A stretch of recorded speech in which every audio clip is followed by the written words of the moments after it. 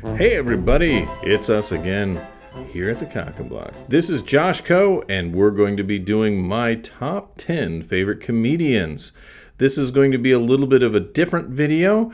We're just going to be going through a favorite list of mine of what I consider to be the best comedians of all time, just my opinion. But maybe you'll agree, maybe your favorites will be on this list.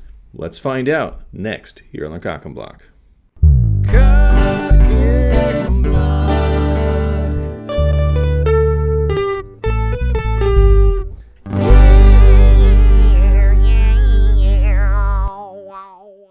We're back. This is Josh Co, and we're going to do my top 10 favorite comedians, as I just said a couple seconds ago.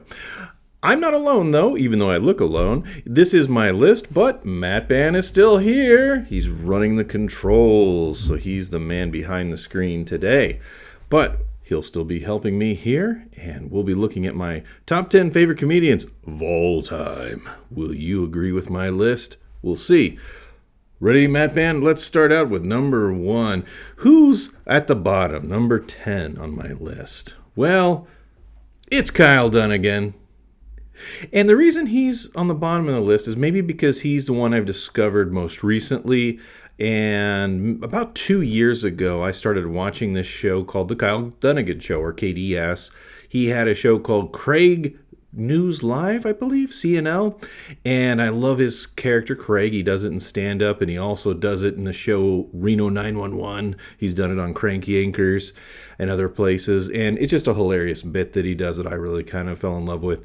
And most recently, he's become more famous for doing Stallone and At Home with Stallone, which is another one of my favorites. So, in addition to his great YouTube content,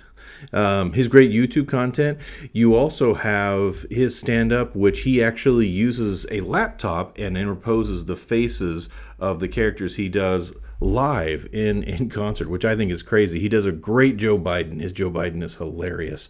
And maybe one of the most humorous things he's done is troll Bill Maher. And I guess the two of them don't get along, and don't make a comedian mad. That's all I'm going to say. If you've ever watched any of his videos, Bill Maher, you may not want to say mean things about Kyle anymore. I mean, I'm just saying. All right, that's my number 10. All right, it's time for number 9. Number 9, this guy's renowned. We're stepping it up. This is Chris Rock. Chris Rock, I mean, do I have to say anymore? The guy is hilarious. He's probably the only person I know of who can tell a joke about racism and have it work and be funny and use the N-word, let's say, and have people laugh. I couldn't get away with it. I don't even know if I should laugh at it, you know. Definitely can't quote it.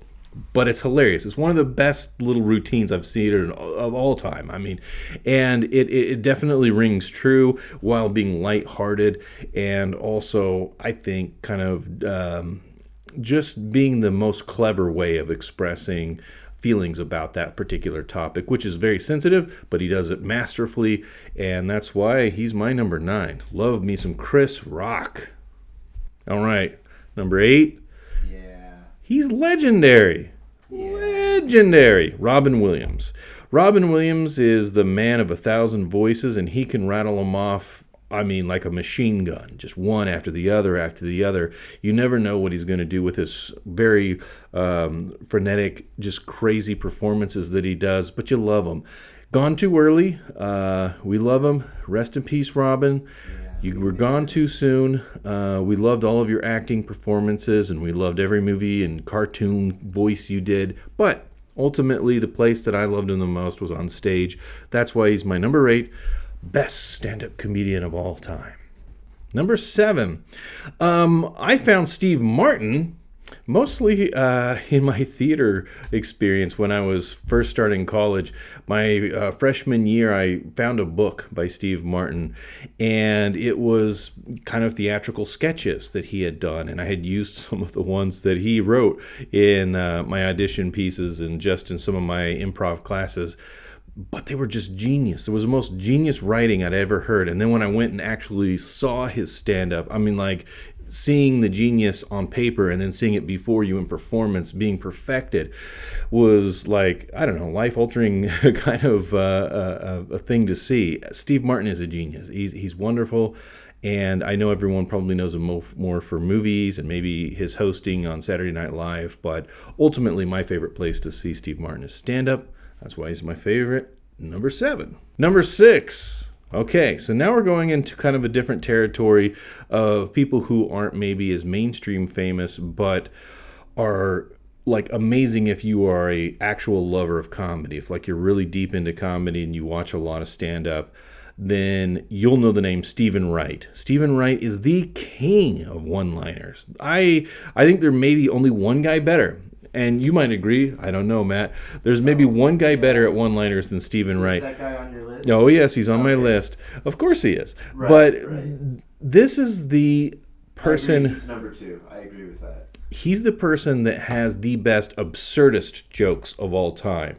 I mean, they're the kind of jokes that just makes your mind just explode every time you hear one of his routines. He does this one about having a dream and then going into now a defunct Blockbuster video rental place and trying to rent a copy of the movie of his dream, and the lady has to tell him and decipher what he's trying to say after this long conversation of, "Sir, that's not a movie. You're trying to rent your dream." I don't know why, but I love it. That's maybe one of the longest routines he's done, but mostly known for like absurd one-liners. He's very clever, very witty. One of the most witty comedians on this list. I would give him maybe second in that regard. The wittiest comic is a little bit higher. You know, I know him best from his work on Half Baked with Dave Chappelle as the guy on the couch. Yes, Stephen Wright is the guy from Half Baked as well, who is maybe full baked actually. Yeah, he sleeps for like 8 months. Yeah. So that's number 6, Stephen Wright. Number 5, one of my favorites, one of Matt's favorites, and this one is probably the king of one-liners, in my opinion. I mean, I know that other people will have their opinion, and there are other very talented one-liner comedians, but for me, Mitch Hedberg is by far my favorite. And his delivery is one that if you keep hearing it, you almost read jokes in his voice. It doesn't matter who's telling it. Yes. It's so lyrical. Wait, can I tell a Mitch Hedberg joke? Yeah, tell a Mitch Hedberg joke. All right, I'm coming in, guys. He's coming in to tell a Mitch Hedberg joke. All right. I do not have a girlfriend, but I do know a girl who would be very angry if she heard me say that. or I love to eat rice. It's perfect when I want to eat 2,000 of one thing. I don't know. I butchered that one, but he's so good. Oh, he's the best. Okay. All right, Mitch Hedberg, number 5, king of one-liners, genius writing, wonderful, and also gone too soon. Yeah. One of the comedians we've lost when he was way too young. All right, number 4 on my list. Also, he was known as the guy who ran the little burger shop in that 70s show. That's right. Yeah. That's right. He was in that 70s show. Awesome. Now, this is like the super famous list. Yeah, we're getting into the real... I would say we may have entered into the Mount Rushmore of comedy at this point. There is one comedian on this list that I might supplant with another one, but we'll talk about why the most obvious one isn't on my Mount Rushmore for obvious reasons. But on brighter, happier notes, Eddie Murphy. I mean, Eddie Murphy was one of the first comedians that I really, really fell in love with when I was a kid, both from his sketches on Saturday Night Live, the early 80s. I was born in the late 70s, so very, very late 70s. So I don't remember much of that. But he was on in like the late 70s, early 80s, and he had a concert that he had, and I think it was on HBO the first time I saw it, called Delirious. And Delirious had some of the best sketches and writing that I'd ever heard. He was filled with a lot of profanity in his sketches, and some of those haven't aged well. But he uses language you probably wouldn't use today, but it was hilarious for the time. And I'm looking at the picture of him, and I can hear him saying it. I know, me too. I think his sketch though about his uncle's barbecue and his uncle's family, oh man, it's classic. I mean, I can still hear it in my head today. Oh yeah. Gus, Uncle Gus, and Gus's family, He's so good. and Goonie Goo Goo. Gus's wife was a Sasquatch. Oh, I do remember that. Yeah. And he was terrible at doing the barbecue. Remember, he would set the whole thing on fire. F it up. Yeah. Oh my God. So Eddie Murphy's number 4. Not just a great actor and movie star. He's one of the absolutely best rock star comedians who made a concert into being a stand-up and paved the way for many, many others to be able to do the same. He wasn't the first to do it, but may have been one of the best. So that's Eddie Murphy at number 4. Number 3 is the genius of comedy, the wordsmith, the man who was maybe the most deep thinker of all of the major comedians. And yes, I do put him on the comedian Mount Rushmore. There's maybe somebody I would replace him with, but for right now, I think for me, he's the tops. His word humor alone is something I love. I have a degree in English, so I'm really into kind of grammar and the sort of the study behind words and the meaning of them. And he has this joke about getting on the plane. He says, everybody wants to get on the plane. You can get on the plane if you want to get on the plane. Me, I'm getting in the plane. That's a great joke. I love George Carlin. So he's genius, and there's a way that I feel like he'll take the things that separate us as people and make us mad at each other and turn it around and make those things seem absurd and stupid. And why are we arguing about these kinds of things, whether it's politics or religion or anything else? And he finds a way to boil them down. And honestly, I feel better when I end the night watching a George Carlin routine. At least, some of his prime stuff that he did. Of course, then the funniest thing he ever did was probably the 7 words you can't say on TV, which is also a comedy masterpiece. So that's why I love George Carlin. Let's go on to number 2 on my list. This is one of my favorites also. Might be my favorite comedian right now. Yeah. My favorite living comedian for sure is Dave Chappelle. I would say for sure. Dave Chappelle is my favorite living. He's had the most impact on me. He's like my Eddie Murphy. Well, I have him above Eddie Murphy, but I would put both of them on the comedy Mount Rushmore. I think he's the most profound, significant comedian of our era.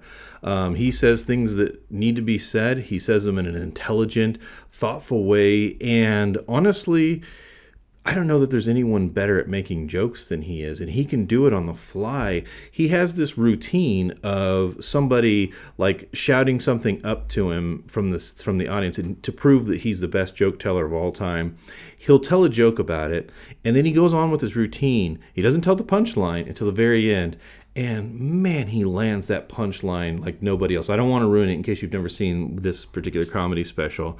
But aside from the more recent ones, this is not one of the ones that he did recently about his routine regarding transgender.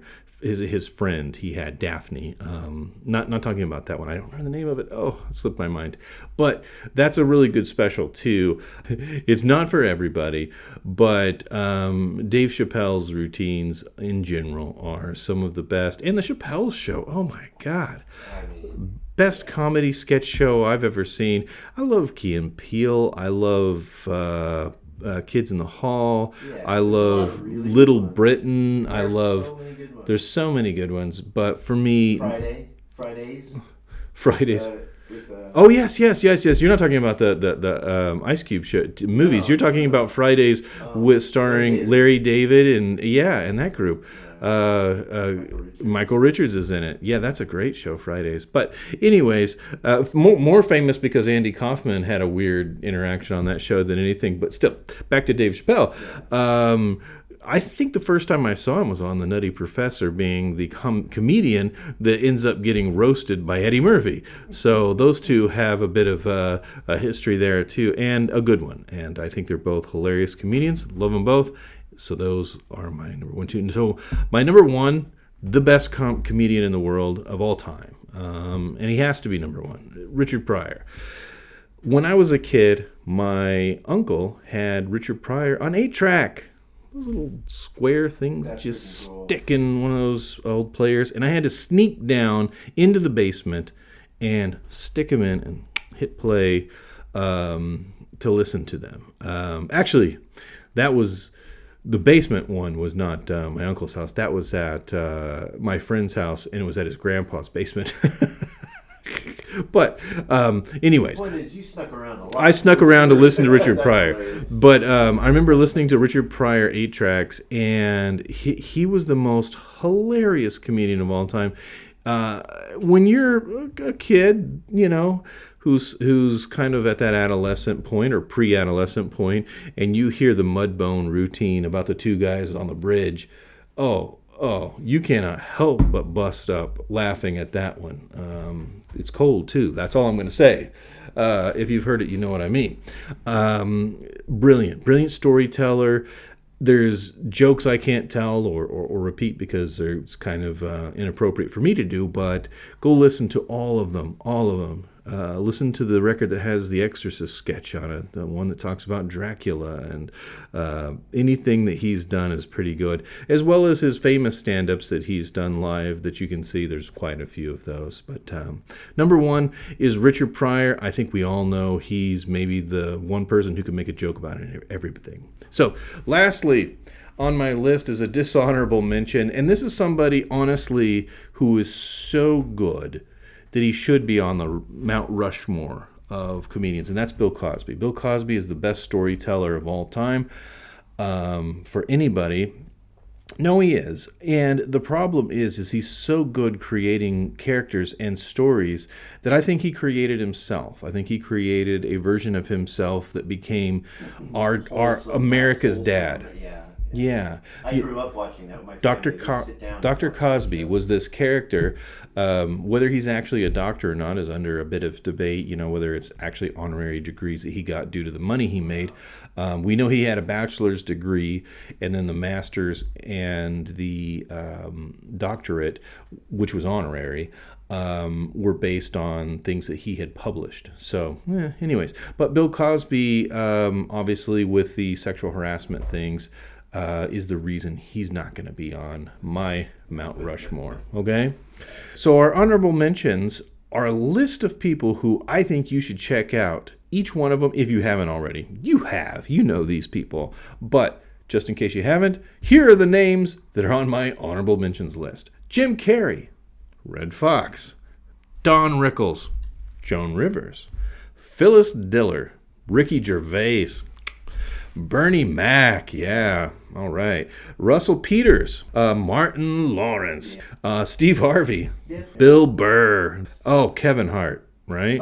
Damon Wayans, Chris Tucker, Wanda Sykes, Roseanne Barr, Sam Kinison, Lewis Black, Richard Lewis, Larry David, I'm going to put Larry David in there, Norm Macdonald, Jim Brewer, Bob Newhart, Andy Kaufman, Gary Shandling, John Pinette, Eddie Griffin, Rick Dukeman, Brian Holtzman, Pauly Shore, Ari Shafir, Larry Miller, Dana Carvey, and then lastly on my list, the undeniable, Bobby Lee. Bobby Lee. He's amazing. Love Bobby Lee. Okay, so that's it from me. If you've made it all the way to the end of this, please let me know and put it down in the comments so I can say thank you. And don't forget to like and subscribe.